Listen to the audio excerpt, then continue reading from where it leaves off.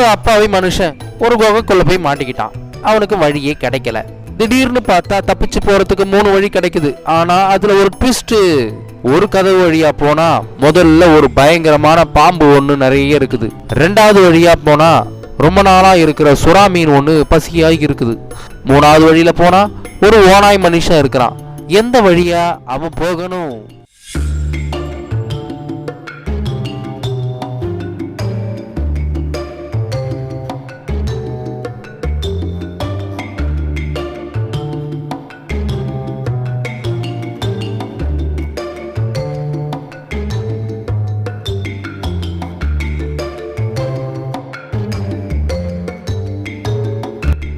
சுறா மீன்கள் கடல்ல தான் வாழும். அப்படியே கொண்டு வந்து இங்க விட்டுருந்தானோ சீக்கிரம் செத்து போயிருக்கும்.